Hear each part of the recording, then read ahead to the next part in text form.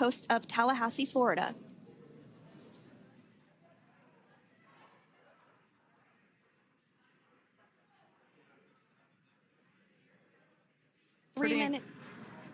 Pretty incredible views of the Dragon spacecraft making its way home back to planet Earth with the Crew-9 astronauts on board. Once again, this view is coming from the WB-57 plane. That heat shield we can see doing magnificent work as it works to... Freedom, SpaceX, comm check.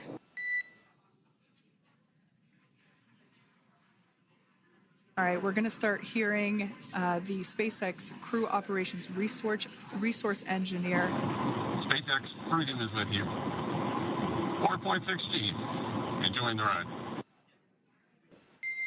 Copy that, Freedom. Great news there from Commander Nick Hague reporting back. We see a healthy flight computer. Expect automated chute deployment. Freedom copies. Like we said before, things moving very quickly as Dragon Freedom makes its way home.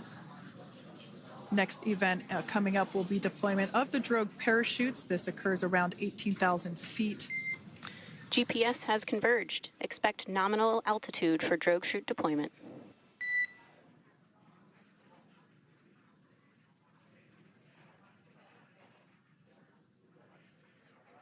We're about 2 minutes away from deployment of those Drogue parachutes. Now the heat shield is continuing to work to slow the vehicle down. That entry period, the Dragon spacecraft went from orbital velocity about 17,500 miles per hour down to about 350 miles per hour. So it really gives you a sense of why that plasma builds up on the exterior of the capsule, thanks to the heat shield and the work that it does. Those Drogue parachutes will slow it down from 350 to about 119 miles per hour. We can see 15 kilometers. Brace for Drogue window. We can see seat rotation happening inside the capsule. Great to get those first views of our crew members. Once again, the capsules are going about 350 miles per hour when the Drogues are deployed. Those Drogue parachutes that we manufacture here in-house are going to slow the spacecraft down to 119 miles per hour. And that is when we will see the main parachutes deploy, and that occurs about 6,000 feet above the ocean's surface. And we are expecting Drogue deployment at 2:53 p.m. Pacific, so we should see it any second now. And there you are getting a great view of Crew-9 inside Dragon Freedom as it returns back to Earth. We are awaiting the Drogue deploys. This view coming from the WB-57 high-altitude plane. And there you see it on your screen, Drogue deployment. Drogue descent rate nominal. You can hear the crowd here. Visual on 2 healthy Drogues. The crowd here very excited as Dragon Freedom continues to make its way back to planet Earth.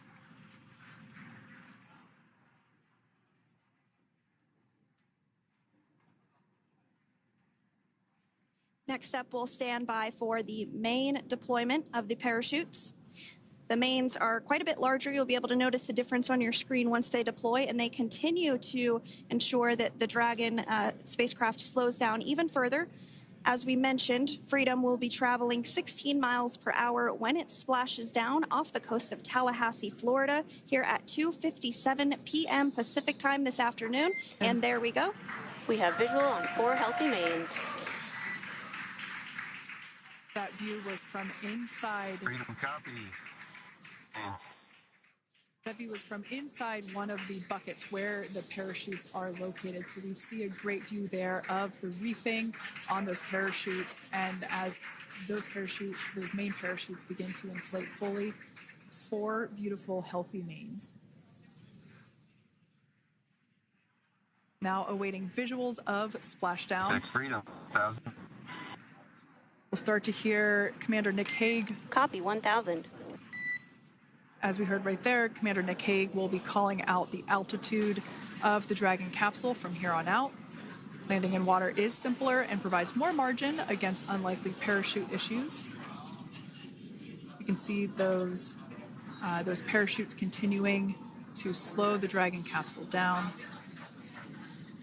And if you're just joining us, you're looking at 800 meters. a live view of Crew-9 just minutes away from splashing down off the coast of Tallahassee, Florida. Splashdown 2 minutes from now at 2:57 p.m. Pacific. We do have 4 healthy mains really doing the job there. Just breathtaking views of a calm, glass-like ocean off the coast of Tallahassee, Florida. Crew-9 just minutes away from splashing down. This is really such an incredible shot. Copy, 600.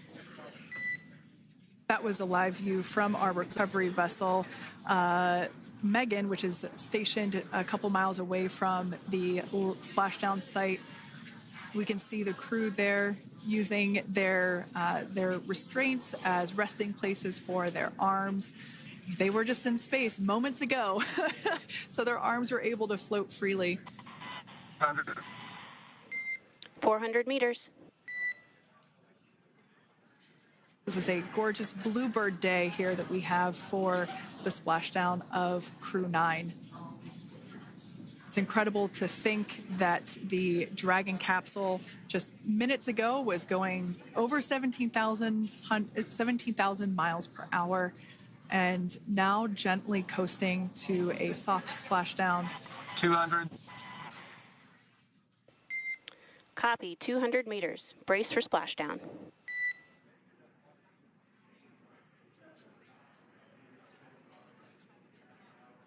As you can see there on your screen, continuing to monitor progress of the Dragon spacecraft. And we're going to stand by for splashdown located in the Gulf of America off the coast of Tallahassee, Florida.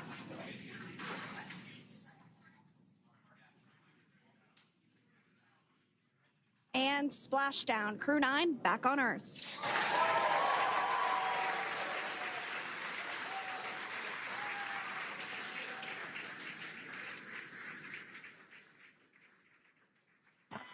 And SpaceX Freedom, splashdown. Good main release. Copy, splashdown. We see main chutes cut. Nick, Alex, Butch, Sunny, on behalf of SpaceX, welcome home.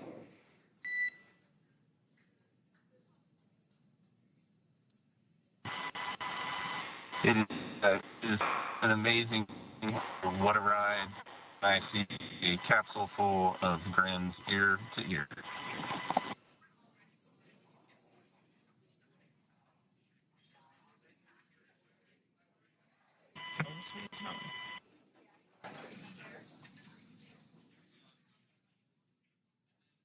And as you can see on your screen, we have visual confirmation of splashdown. Dragon Freedom has returned home and NASA astronauts. System safety verifications are in progress. We'll report back when recovery personnel are en route.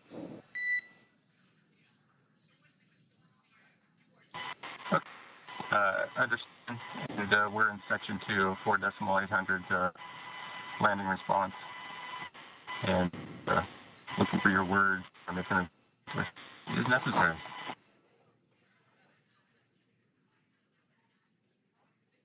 In the distance, we can see the recovery vessel making its way. Copy, you're in section 2 for the environmental assessment in 4.800. That is not necessary today. Understand. Raise and buzz.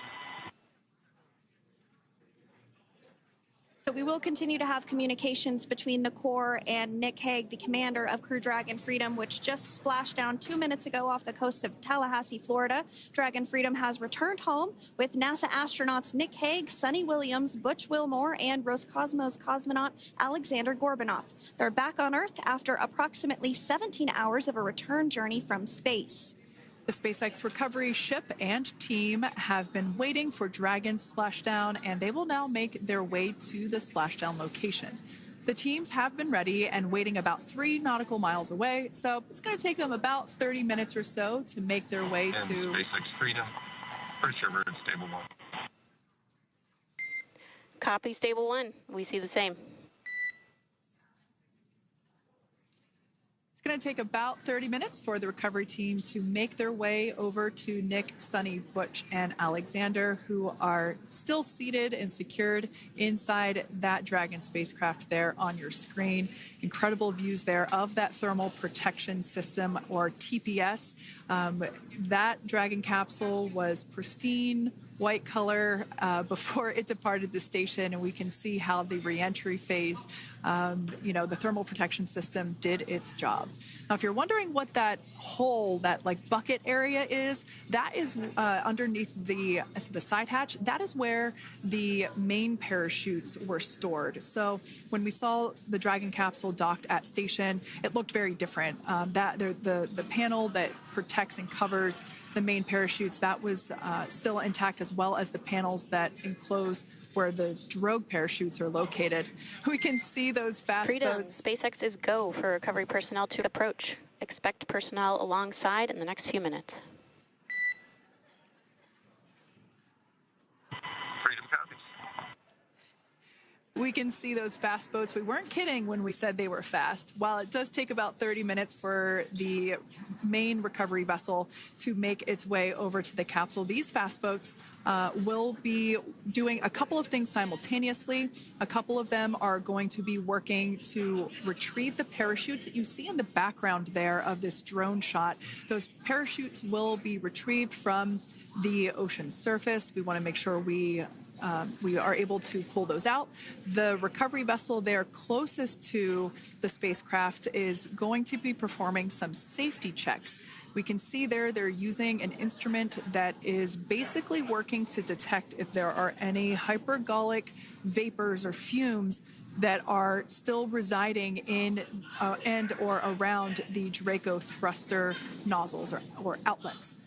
The hypergolic fuel, which is necessary for on-orbit burns to maneuver the spacecraft. Unfortunately, those hypergolics are unable to be breathed. They are toxic, and so this team here is doing those initial safety checks to make sure that it is safe for the rest of the recovery team to approach the spacecraft. They're also checking to make sure that any residuals from the pyros are safe and are not going to cause any issues. We can see the team working their way around the spacecraft to do these these sniff tests on all of those Draco thrusters. And as we continue to await the recovery of our Dragon spacecraft with NASA astronauts Nick Hague, Sunita Williams, Butch Wilmore, and Roscosmos cosmonaut Aleksandr Gorbunov inside, Dragon has autonomously completed several steps to safe itself following splashdown.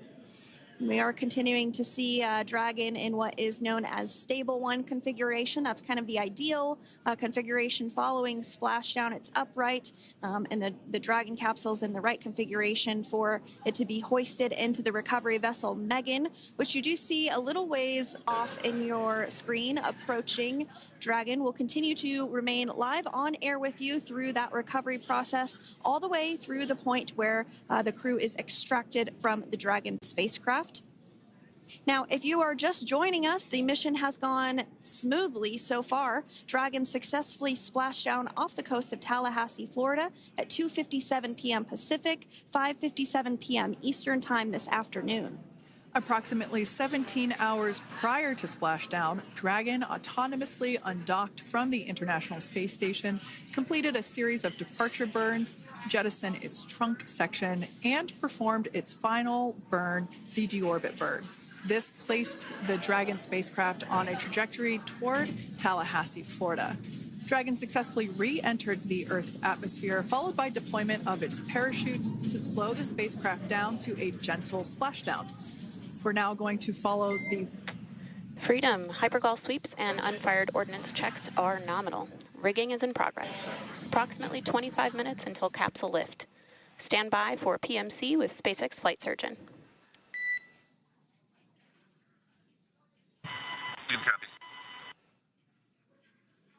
And so what we did just hear there was communications that those hypergol checks were complete.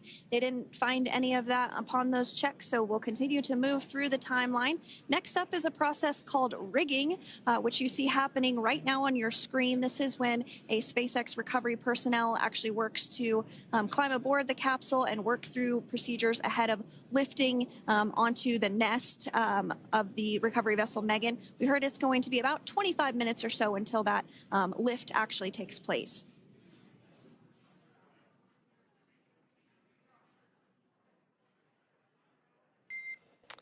Okay, Freedom, the next call will be from the SpaceX flight surgeon on Dragon to Ground Private. Understand. Thank you.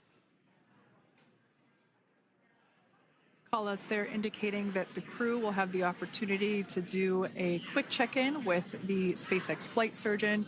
This is standard procedure for every Dragon spacecraft when it returns to Earth. It's just an initial check-in, make sure everybody is doing okay. They will also have another check-in with the flight surgeon once they are on board that recovery vessel that you see there in the background. We can now see that SpaceX recovery team member they're on top of the Dragon spacecraft. They are going to be working to install plugs in the Draco thrusters to ensure that none of those, and to ensure that no more hypergolic fumes or vapors come out from the spacecraft. They'll also place harnessing around the spacecraft that are required in order to lift it out of the water. Go ahead, Sandra. Continuing to get some views of the recovery personnel, both the main recovery vessel Megan, as well as some of those fast boats that we've discussed previously. It looks like just a beautiful day there out off the coast of Tallahassee, Florida. Weather was pristine. We were able to get undocked from the International Space Station as expected at 10:05 p.m. Pacific time yesterday evening, and Crew Dragon has since completed steps ahead of its splashdown at 2:57 p.m. Pacific, and we're now stepping through procedures to get Dragon hoisted up onto the Megan recovery vessel and get the crew extracted out of the spacecraft. And you did see some of the parachutes that were near the spacecraft. Upon detection of landing, Dragon automatically releases those main parachutes to prevent wind from pulling the spacecraft. Dragon then automatically safes any pyrotechnics that may still be present on the vehicle and may automatically perform additional minor system reconfigurations. The astronauts will remain seated and in their suits at this point, but the onboard air conditioning keeps things temperature controlled inside the spacecraft so the crew remains comfortable, and the communication systems. Freedom, SpaceX, ComCheck. SpaceX, this is Freedom. We have loud and clear. Copy that, Freedom. Have you loud and clear as well, and Dragon to Ground is no longer private. Understand, thank you. As we saw there on the screen, we have a couple of fast boats in the recovery fleet that have quickly moved into the splashdown location. They are being followed by one of the main recovery vessels, which will move into position upwind of the spacecraft.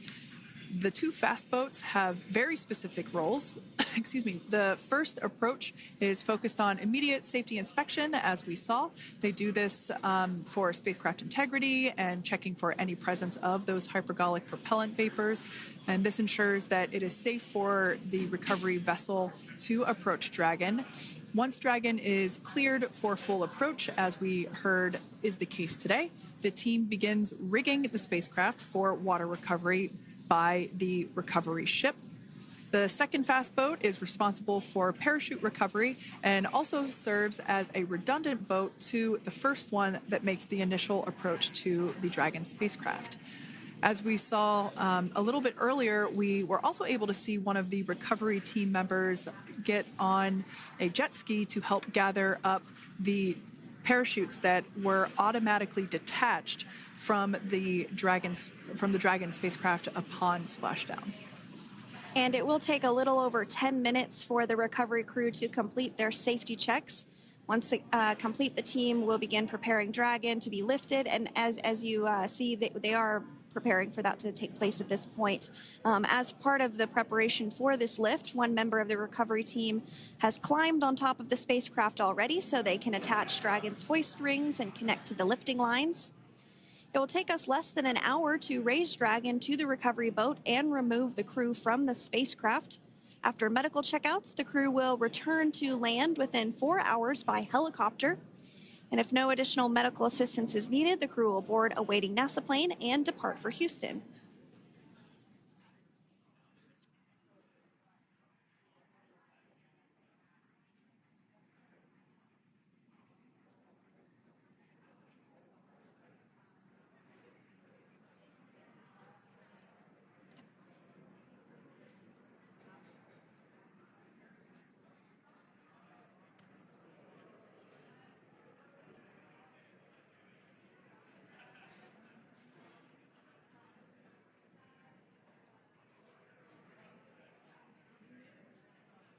And as we continue to await Dragon to be hoisted up onto the ship, we have a very special treat. NASA Public Affairs Officer